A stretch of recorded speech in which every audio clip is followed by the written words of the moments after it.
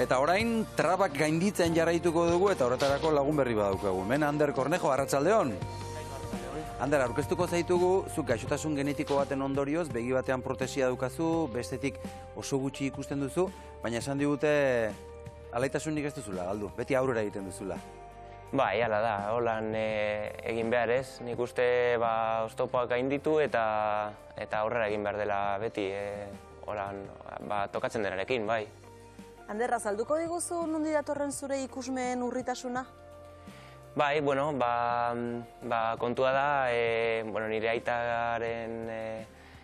aitak izan zuen pairatutako gaixotasuna da, genetikoa da, eta erretina minbizi bat da, eta urte bete nuela operatu behar izan zidaten, bi begietan egin zidaten ebakuntza, eta tira, eskerrekoak kendu behar egin zidaten, protesia jarri, eta eskuinekotik pixkat argitasuna antzematen dut, eta 6 urte bete arte, koloreak antzeman, 7 urte, nera besar arte, gutxi gora bera, orain pixkat gutxiago, begiari irten zaion babesa dela eta hori da pixkate historia bai.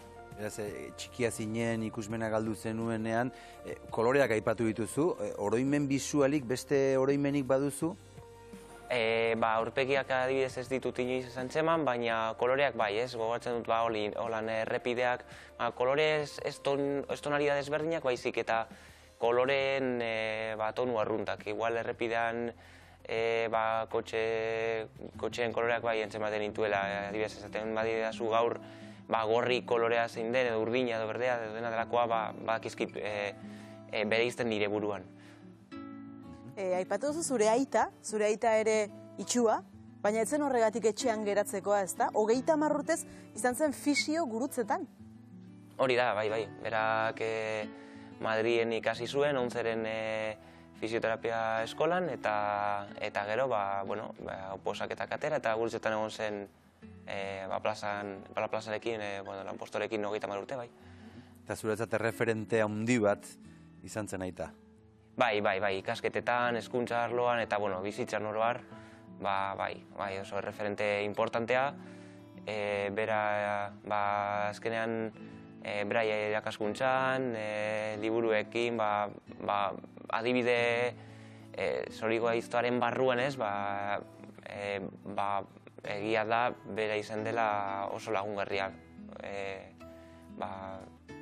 Baita ere moldatzen,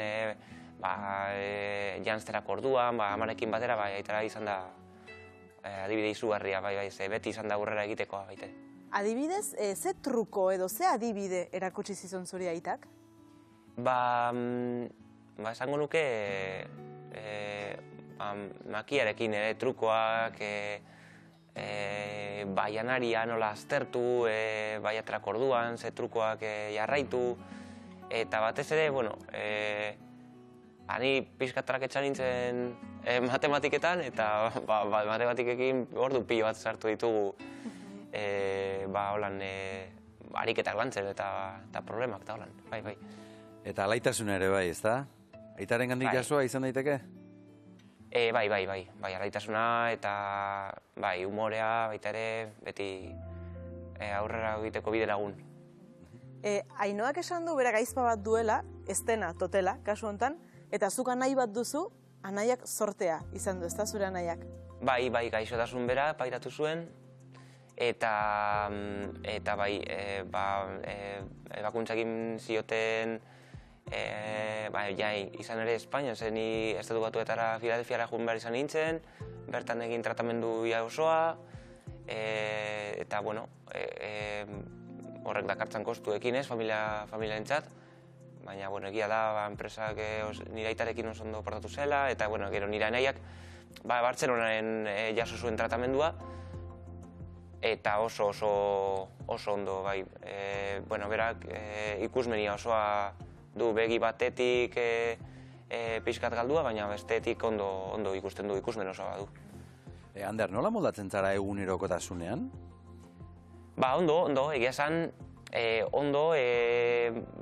beti igual trabaren bat kalean, oztopoak, terrazekin, batzuetan hor gabiltza, ez? Patinete elektrikoak izaten direla batzuetan oztopoak, jendea beti dago laguntzeko prest, bueno, terrazak edo andamioak edo obrak daudenean baitere, izaten dira igual izan daitezke oztopo gehiago, baina oro arrondo eta ezagutzen ditudan lekuetatik asko hobeto, ez? Orientazioa asko landu egiten duzu egunerokoan eta bai, gero ez ezagunak izaten diren tokiak bizpahiru aldiz jutean bertatik ja ikasi egiten dituz, eta bai, mapa mentalekin. Mapa mentala, pentsa, gudenak Google Mapsekin horri Bai. Eta, Ander, esate baterako, janzterakoan, esan digute, ohartxo batzuk dituzula ordenagailuan? Bai, nire Word dokumentu bat, hori nola da? Simpleki jarrita eta ze kombinazio edo ze prakadoa ze kamisetarekin eta galderaren bat, edo zalantzaren bat saltzen bazait, amari edo anaiari edo lagun bati galtzen diot, kanpoan baldin banago, eta gero trukoak ez, nire pisuan trukoak izan beharko ditut, etorkizun laburrean, seguro. Bai, baina koloreak, kombinazioak, barakak eta kamisetak eta jertxeak, bai dut orain orden konkretu batean, eta gero apuntatuta zein doan zeinekin, eta ordenagailuan badut dokumentutxo bat, eta mobilan ere bartxoak batzutan eginda. Laguntza ederra. Kalean nola moldatzen zara? Makilarekin ikusten zaitugu, adibidez? Bai, hori da. Horrek askatasuna ematen dizu. Beti bide lagun. Bai. Beti ikasi izan dut makilarekin, rehabilitazio teknikariak lagundu zidan edo etortzen zen bera ikasketa prozesuan zer, ikastolara eta lehen hezkuntzan, holan onzeko rehabilitazio teknikari kasu honetan, eta berarekin trukoak, garraio publikoan nola jardun, eta makiarekin nola detektatu ez, oztopo guztiak eta istripurik ez izateko edo ez beharrik ez izateko, karo. Eta, Ander, guk ikusmenari garrantzia handia ematen diogu, baina zuk oso garatuta izango dituzu entzumena, usaimena, beste zentzumenak, ez da? Bai, entzumena batik bat, ez? Azkenean egunerokoan giltza hor orientazio espazio hori detektatzeko momentu guztietan pentsa horma bat 2 metrotara edo detektatzeko gai gara ekolokalizazioarekin eta batzuetan jendeak galdetzen dizu, ez? Nola dakizu justo eskerra egin behar duzula, ez? Eta detektatzen duzulako, naiz eta igual lehentik ere pasa duzula edo pasai zarela esparru horretarik, baina justo detektatzen duzu ekolokalizazioaren bitartez, horma bat dagoela zure aurrean eta eskerra edo eskuinera egin behar duzula, eta edo kotxe bat, eta ez da itzala igual ikusteagatik, baina hainbeste, baina entzumenak abizatu egiten zaituelako. Kazetaritza ikasitakoa zara, zergatik? Irrati mundua pilo bat gustoko dut, telebista baitere, eta ahozko edabidako batez ere.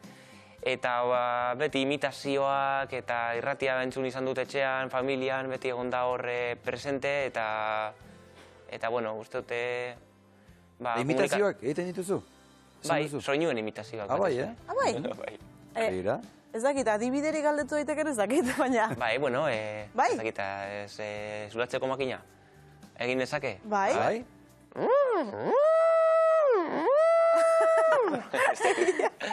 Izo diteko bat, edo belarra mosteko makina. Hau ez gero espera. Soinuen imitazioak pertsonaienak baino gehiago, baina... Beraz, etxean alaitasuna jartzen duena, ezta? Irratia piztu eta... Bai, beti humorez.